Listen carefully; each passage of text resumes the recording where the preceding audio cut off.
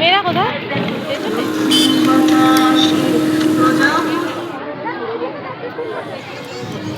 একটু সুন্দর করে পোজ। এই যে চা নিয়ে চলে এসেছি। শুভ সকাল। আজ হচ্ছে 25শে বৈশাখ, রবীন্দ্র জয়ন্তী। তো তার জন্য সকাল সকাল রেডি হয়ে নিয়েছি। আর এই যে মেয়েকেও শাড়ি পরিয়ে দিয়েছি। আজ রয়েছে মেয়ের স্কুলে প্রভাত ফেরির অনুষ্ঠান। তো তার জন্য কনসেপ্ট হচ্ছে মা আর বাচ্চা দুজনকেই সাদা রঙের শাড়ি পরতে হবে। তো বাবা দরজাটা খুলে দাও, যাও। আমার তো সাদা শাড়ি নেই, মেয়ের জন্য চেয়ে এনেছি। আর আমি এই শাড়িটাই পরেছি, অফ হোয়াইট এই শাড়িটা। তো চলো, অনেকটা লেট হয়ে গেছে, আর মানে কথা বলা যাবে না। ডাইরেক্ট তোমাদের ওখানে গিয়ে দেখাচ্ছি কি হচ্ছে আর না হচ্ছে। আর এই যে আমার সোনামা রেডি হয়ে গেছে। আজকে সাদা শাড়ি, লাল ব্লাউজ, আর কোমরে বাঁধতে হবে লাল ওড়না। বাবা এদিকে এদিকে ঘুরে দেখা। এইভাবে সাজিয়ে দিয়েছি, বেশ নাচের ক্লাসের মতো না, কিন্তু হালকা করে সাজিয়ে দিয়েছি। এদিকে দেখা, একটু মেকআপটা দেখা। ব্যাস এই হচ্ছে সাজগোজ। তো চলো যাই, সেইখানে গিয়ে তোমাদের সাথে দেখা হচ্ছে আমার। তো আমরা বেরিয়ে পড়েছি রাস্তায়, আর আমাদের যেতে হবে কল্যাণী ITIতে, যেখানে দুর্গাপুজো হয় সেইখানে। আর আমার আগে বাইকে গাড়ি নিয়ে যাচ্ছে, সেটা হচ্ছে স্বর্ণালী।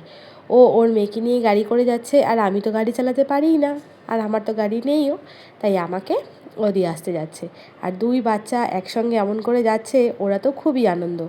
আর আমরা এখন পৌঁছে গেছি ITI, যেখানে দুর্গাপুজো হয় সেই জায়গায়। আর এই হচ্ছে আমাদের বান্ধবীরা, মানে অন্য গ্রুপের বান্ধবীরা। তো সবাই এখানে কিন্তু চলে এসেছে। আর আজকের থিম ছিল রেড অ্যান্ড হোয়াইট। বাচ্চাদেরকে বলেছিল সাদার উপর শাড়ি পরে আসতে, সঙ্গে গার্জিয়ানদেরও। আর ছেলেদের বলা হয়েছিল সাদা পাঞ্জাবি, কোমরে লাল গামছা দিয়ে বেঁধে আসতে। আর এই যে এখানে বাচ্চারা নিজেদের মতন কিন্তু আনন্দ করতে ব্যস্ত। তবে এত সকালবেলায় যে নিজেরা বাচ্চারা রেডি হয়ে গেছে, এটাই অনেক। আজকে এই 25শে বৈশাখের পবিত্র করে মাননীয় অধ্যক্ষ আর কিছুক্ষণের মধ্যে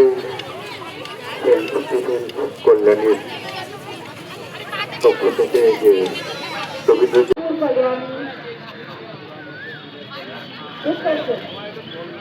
রবীন্দ্র জয়ন্তীর 25শে বৈশাখের প্রভাত ফেরি কিন্তু আমাদের শুরু হয়ে গেছে। প্রথমেই যাবে রবীন্দ্রনাথ ঠাকুরের লেখা একটা ব্যানার, তার পেছনে বাচ্চারা কিন্তু আস্তে আস্তে হেঁটে আসবে। আর তার পেছনে ছোট ছোট বাচ্চারা ডান্ডিয়া নিয়ে প্রভাত ফেরি করতে করতে এগিয়ে আসবে।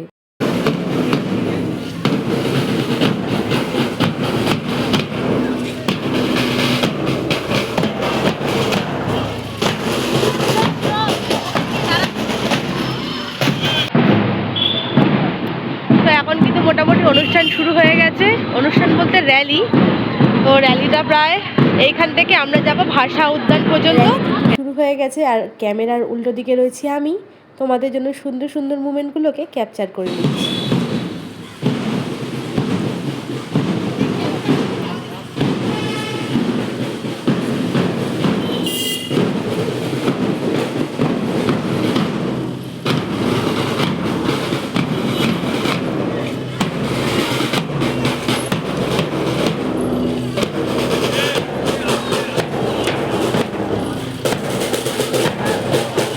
গত বছর থেকে কিন্তু এই অনুষ্ঠানটা শুরু হয়েছে। আর সত্যি কথা বলতে, আমি যখন স্কুলে পড়তাম তখন কিন্তু রবীন্দ্র জয়ন্তী, স্বাধীনতা দিবস, প্রত্যেকটা অনুষ্ঠানেই কিন্তু পার্টিসিপেট করতাম। তাই জন্য আমিও চাই আমার মেয়েও যেন এই ছোট্ট ছোট্ট স্কুলের যেই অনুষ্ঠানগুলো হচ্ছে সেইখানে পার্টিসিপেট করুক, আর এই সব সাংস্কৃতিক ব্যাপারে জানুক। ছোট্ট ছোট্ট বাচ্চারা হাতে ডান্ডিয়া নিয়ে ডান্ডিয়া খেলতে খেলতে ওরে গৃহবাসীর গানে কিন্তু এগিয়ে চলেছে। যেহেতু কপিরাইট আসবে, তার জন্য কিন্তু আমি মিউট করে তোমাদের সঙ্গে ভয়েস ওভারে কথা বলছি। আর এত সুন্দর অনুষ্ঠানের পরিচালনা করেছিলেন আমাদের ডান্সের স্যার সুমিত স্যার। তার অনুকরণেই কিন্তু এত সুন্দর একটা অনুষ্ঠান হয়ে উঠেছে। আর সত্যি কথা বলতে আমি খুবই প্রাউড ফিল করি যে সুমিত স্যারকে আমার মেয়ের নৃত্যগুরু হিসাবে পেয়েছি। যেখানে বাড়িতেও তার কাছে সুন্দর সুন্দর নৃত্য সে আমার মেয়ে শিখতে পারে, এবং স্কুলের বিভিন্ন অনুষ্ঠানে কিন্তু স্যারকে পেয়ে যায়। এই হচ্ছেন স্যার। সুন্দর কিন্তু আজকে একটা পাঞ্জাবি পরে এসেছেন।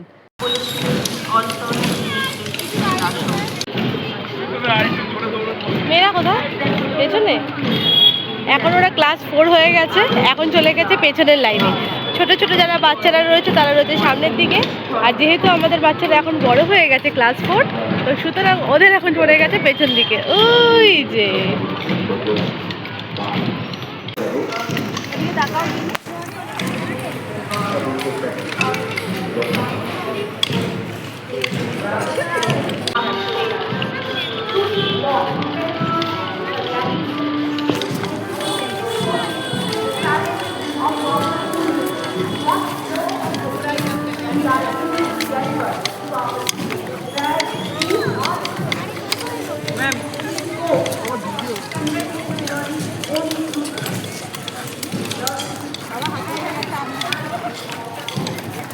তো বাচ্চারা ওখান থেকে হাঁটছে প্রভাত ফেরিতে, সঙ্গে আমরাও কিন্তু যোগদান দিয়েছি।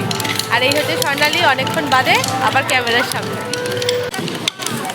তো সমস্ত বাচ্চারা কিন্তু একে একে পদযাত্রা মানে র্যালি করে এগিয়ে চলেছে ভাষা উদ্যানের দিকে। সুন্দরভাবে হাতে ডান্ডিয়া নিয়ে ছোট ছোট বাচ্চারা কত সুন্দরভাবে এগিয়ে চলেছে, আশা করি তোমাদের আমার ভিডিওর মাধ্যমে দেখাতে পারছি। স্কুল থেকে থিম করা হয়েছিল রেড অ্যান্ড হোয়াইট বাচ্চাদের জন্য এবং গার্জিয়ানদের জন্য, আর টিচারদের থিম করা হয়েছিল ইয়েলো আর গ্রিন। সেই হিসেবেই কিন্তু প্রত্যেক শিক্ষিকা এবং শিক্ষকরা হলুদ পাঞ্জাবি কিংবা সবুজ পাঞ্জাবি কিংবা হলুদ শাড়ি সবুজ শাড়ি পরে অনুষ্ঠানে মেতে উঠেছেন।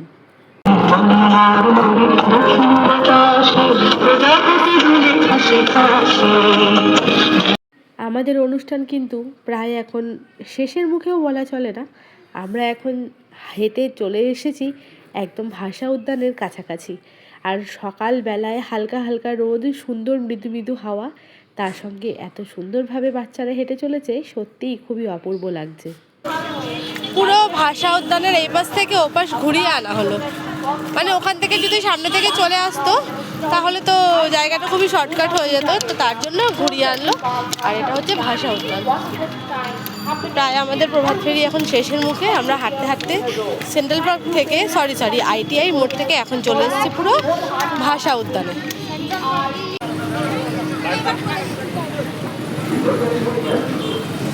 স্যারের এখান থেকেই শুরু হয়েছিল র্যালি। এই তো আমরা এর ভিতরে যাব, প্রোগ্রাম করবে না?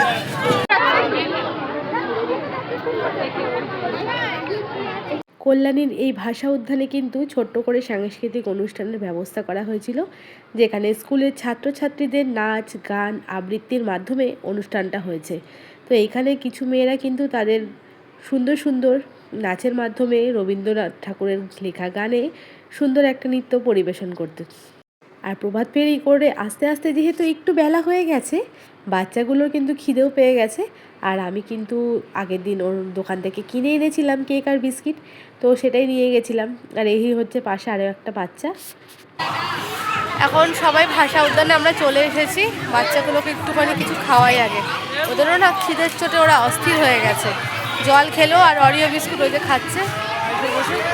স্বর্ণালী গেছে ওইদিকে, আর আমাদের স্কুল থেকে রিফ্রেশমেন্টের ব্যবস্থা প্রত্যেক বছরই করে, তো ওই দিকটাই করেছে। এখনও রিফ্রেশমেন্ট আনতে যাইনি, যাবো একটু বসি। জল খেলাম মানে জল তেষ্টায় এত গলা শুকিয়ে গেছে। তো যাই হোক, এর আগের বার অন্যরকম একটা অনুষ্ঠান হয়েছিল, দেখো একটা বাচ্চা দুম করে পড়ে। তো যাই হোক, গত বছর একটা অন্যরকম অনুষ্ঠান হয়েছিল, এবছর একটা অন্যরকম অনুষ্ঠান হলো, ভালো লাগছে। আর এইখানে যে ভাষা উদ্যান স্যাটারডেতে অনুষ্ঠান হয় প্রত্যেকবার ওইখানে। তো যাই হোক, দেখা যাক সামনে এগোই কী কী অনুষ্ঠান বাকি রয়েছে তোমাদের সাথে শেয়ার। পার্কের মাঝখানেই রয়েছে কিন্তু রবীন্দ্রনাথ ঠাকুরের একটা মূর্তি। সেইখানেই শিক্ষিকারা মাল্যদান পুষ্পদানের মাধ্যমেই রবীন্দ্রনাথ ঠাকুরের জন্মদিন উপলক্ষে তাকে শ্রদ্ধা জানানো হচ্ছে।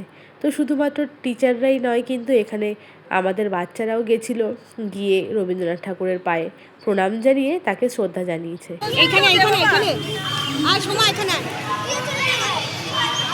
দেখে দেখে একজন একজন করে দেয়, একজন একজন করে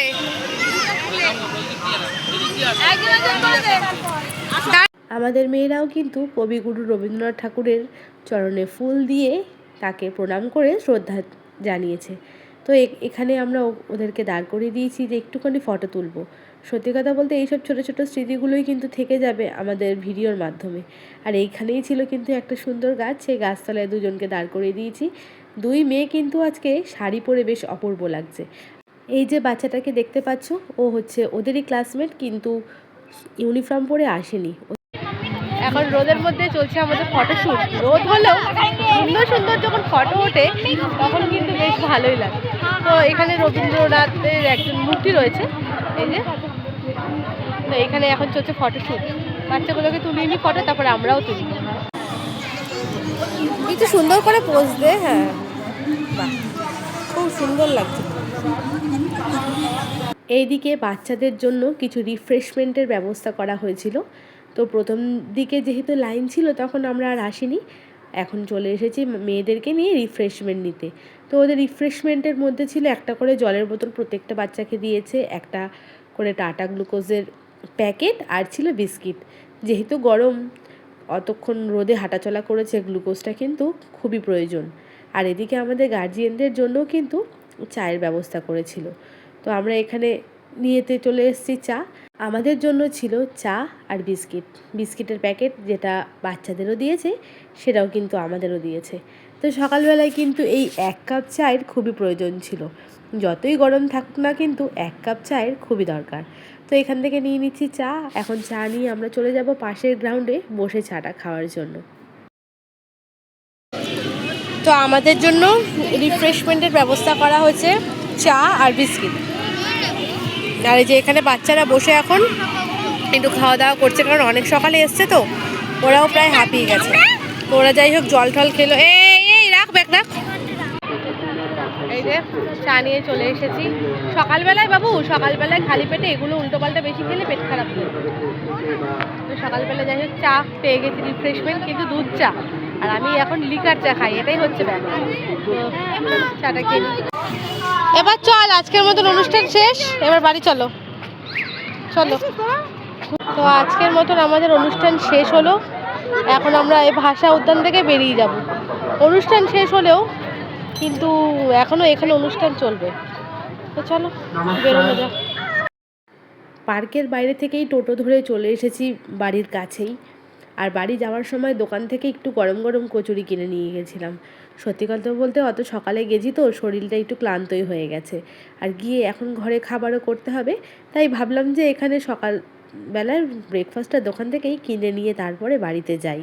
তো চলে এসেছি বাড়িতে, আর এখন বাজে হচ্ছে ঘড়িতে 10টা। তো এবার শাড়ি কাপড় ছাড়বো, আর আসার সময় খাবারটা কিনেই নিয়ে এসেছি।